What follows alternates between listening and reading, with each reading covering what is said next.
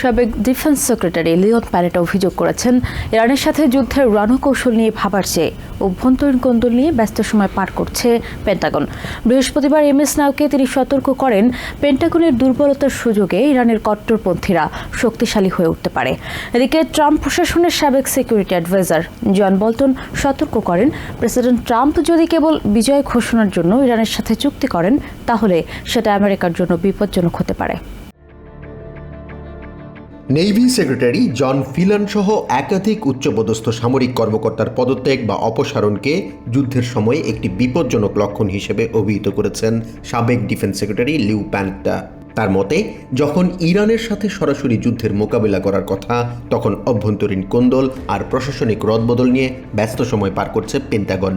প্যানেটা জানান, এই মুহূর্তে পারস্য উপসাগরে পরিস্থিতি অত্যন্ত উত্তপ্ত হয়ে উঠেছে এবং এর রেশ অন্যান্য অঞ্চলেও ছড়িয়ে পড়ছে। ইরান সম্প্রতি হরমুজ প্রণালীতে 3টি জাহাজে হামলা চালিয়েছে এবং 2টি জাহাজ জব্দ করেছে। পাল্টা জবাবে আমেরিকার সেনারা ভারত মহাসাগরে ইরান সংশ্লিষ্ট একটি ট্যাঙ্কার জব্দ করেছে। এই ধরনের চোরাগুপ্তা হামলা পরিস্থিতিকে নিয়ন্ত্রণের বাইরে নিয়ে যেতে পারে বলেও সতর্ক করেন তিনি। এদিকে প্রেসিডেন্ট ডোনাল্ড ট্রাম্প দাবি করেছেন, ইরানের নেতৃত্ব অত্যন্ত অগোছালো হয়ে পড়েছে এবং তারা বুঝতে পারছে না আসলে তাদের নেতাকে। তবে প্যানেটা এই দাবির সাথে একমত নন।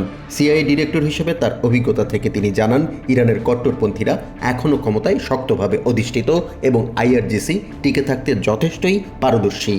এদিকে ওয়াল স্ট্রিট জার্নালের এক প্রতিবেদন অনুযায়ী নেভি সেক্রেটারি জন ফিলানের সাথে হেক্সেতের সম্পর্কে টানাপোড়েন দীর্ঘদিনের। অভিযোগ রয়েছে, ফিলান পিট হেক্সেতকে ডিঙিয়ে সরাসরি ডোনাল্ড ট্রাম্পের সাথে টেক্সট মেসেজে জাহাজ নির্মাণ নিয়ে আলোচনা করতেন। প্রতিবেদন অনুযায়ী ফিলান সামরিক বাহিনী সম্পর্কে কোনো পূর্ব অভিজ্ঞতা ছাড়াই এই পদে বসেছিলেন। ফিলানের জায়গায় স্থলাভিষিক্ত করা হয়েছে হুং কাওকে, যিনি হেক্সেতের কট্টর সমর্থক হিসেবে পরিচিত। তবে হুং কাওয়ের কিছু সাম্প্রতিক মন্তব্য নিয়ে ব্যাপক হাস্যরসের সৃষ্টি হয়েছে।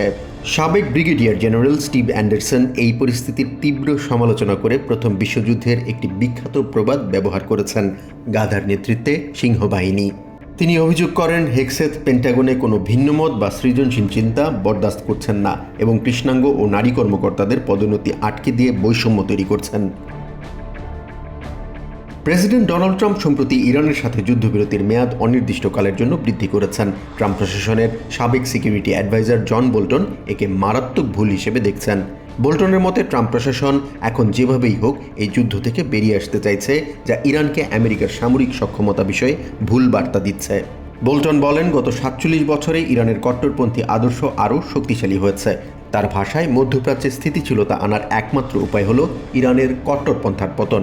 বোল্টন সতর্ক করে বলেন, ট্রাম্প যদি কেবল বিজয় ঘোষণা করার জন্য একটি দুর্বল চুক্তিতে সই করেন, তবে সেটি আমেরিকা এবং তার মিত্রদেশ ইসরায়েল ও আরব দেশগুলোর জন্য অত্যন্ত ক্ষতিকর হবে। তিনি বলেন, বিশ্বের নজর এখন ইউরেনিয়াম সমৃদ্ধকরণের দিকে থাকলেও ইরান প্লুটোনিয়ামের মাধ্যমে পারমাণবিক অস্ত্র তৈরির অনেক কাছে পৌঁছে গেছে। বুশেহর পারমাণবিক চুল্লিতে যে পরিমাণ জ্বালানি মজুদ আছে, তা দিয়ে প্রায় 200টি পারমাণবিক বোমা তৈরি করা সম্ভব বলেও সতর্ক করেন এই কূটনীতিক। Jahan Mithun, TVN 24 news desk.